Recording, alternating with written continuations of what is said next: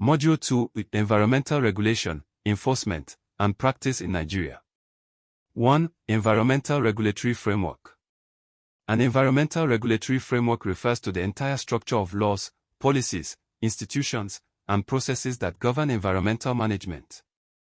Think of it as the operating system of environmental protection. Without it, individual laws would be like scattered files with no structure to connect or implement them effectively. In Nigeria, the framework is multi-layered. Constitutional Foundation. Section 20 of the 1999 Constitution mandates the state to protect and improve the environment and safeguard water, air, land, and wildlife.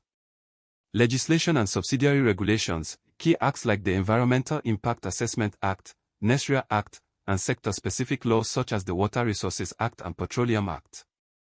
Institutional framework. Agencies like the National Environmental Standard and Regulations Enforcement Agency, NESRIA, the Federal Ministry of Environment, and state-level environmental agencies. Judicial mechanisms. Courts interpret environmental laws, resolve disputes, and determine penalties. The framework is designed to set standards, monitor compliance, and take enforcement actions when environmental rules are violated. But in practice, overlapping mandates between agencies and weak coordination can create loopholes that undermine effectiveness. 2. Regulatory authorities. Several agencies are responsible for environmental governance in Nigeria. Key ones include Federal Ministry of Environment, the main policymaking body, responsible for developing environmental policies, guidelines, and standards. NESRIA, National Environmental Standard and Regulations Enforcement Agency, focused on enforcing environmental laws, particularly for non-oil sectors. DPR, Department of Petroleum Resources, regulates the oil and gas sector, including environmental compliance for petroleum activities. NEMA, National Emergency Management Agency, handles disaster management, including environmental disasters like flood or oil spills. State environmental protection agencies. Each state may have its own EPA to address local environmental issues. An effective environmental legal system requires these agencies to coordinate, share data, and avoid duplication of effort. Unfortunately, competition for jurisdiction often leads to inefficiency. 3. Regulatory enforcement. Enforcement is where environmental law either succeeds or fails. You can have the best written law in the world, but if it is not enforced, it becomes a decorative document rather than a functional tool. Key elements of enforcement include monitoring, irregular inspections and environmental audits to ensure compliance. Investigation, gathering evidence when violations occur. Sanctions, applying penalties such as fines, suspension of permits, or prosecution. Remediation orders, requiring polluters to clean up environmental damage. In Nigeria, enforcement faces significant challenges. Limited funding for agencies. Corruption, where violations are ignored in exchange for bribes. Political interference in enforcement actions. Weak judicial processes that delay cases for years. 4. Key elements of the agency's enforcement strategies. For an agency like NESRIA, enforcement strategy usually combines several elements. Preventive measures, encouraging industries to comply voluntarily through awareness campaigns and training.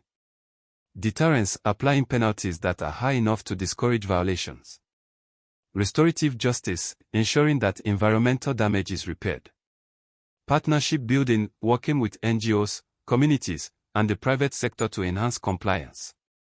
Transparency, making enforcement actions public to increase accountability. A sound strategy balances carrots, incentives for compliance, with sticks, punishment for violations. 5. Environmental permits. An environmental permit is an official authorization to carry out an activity that has environmental implications, under specific conditions. For example, a factory may require an air emissions permit to release certain amounts of pollutants into the atmosphere. In Nigeria, permits can cover air and water discharge, hazardous waste management, noise levels, forest resource use, oil exploration and production. Permits often specify emission limits, waste disposal methods, and monitoring requirements. Failure to comply can lead to suspension or revocation of the permit, fines, or legal action. 6. Environmental Impact Assessments, EIA. An EIA is a tool for predicting the environmental effect of a proposed project before it is carried out. Think of it as a health checkup for the environment. It asks, if we build this road, dam, or factory, what will happen to the surrounding land, water, air, and communities? The EIA process in Nigeria is mandated by the Environmental Impact Assessment Act of 1992. The process typically involves screening, deciding whether a project requires a full EIA. Scoping, identifying the environmental aspects to study. Impact analysis, assessing potential effects. Mitigation planning, suggesting measures to reduce harm. Public participation, allowing communities to give input. Review and decision, approving, rejecting, or modifying the project proposal.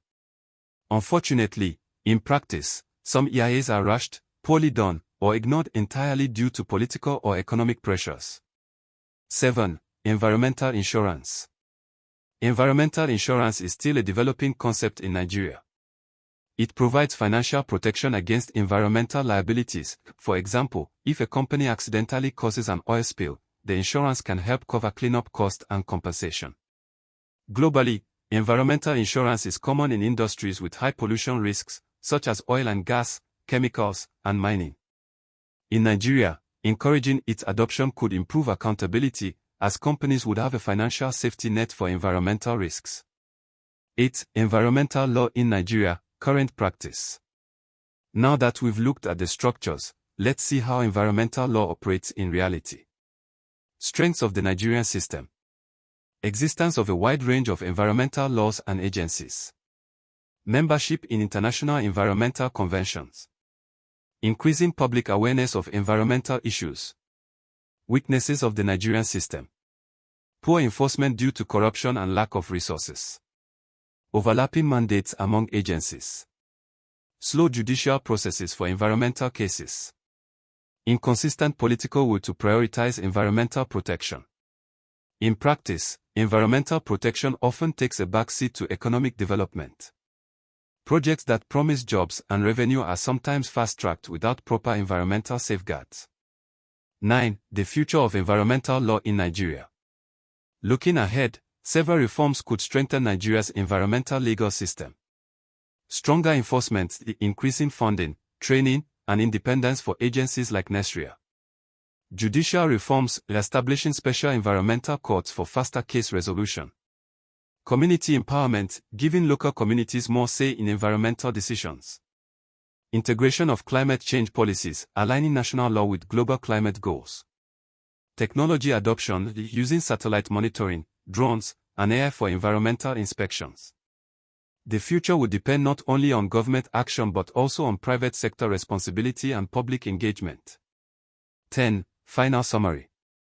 If we step back and look at the full picture, from Module 1's foundation of environmental law to Module 2's focus on enforcement and practice, a few themes emerge. Environmental law is about balance between human needs and ecological limits. Laws are only as strong as their enforcement. Without action, rules remain on paper. Public participation is critical. Communities are the first to feel environmental harm and the most invested in protection. Global and local actions must align. Environmental problems do not respect borders. Nigeria's environmental journey is still in progress. The laws are there, the institutions exist, and the challenges are clear. The task ahead is making the system truly work for people, for nature, and for the generations to come.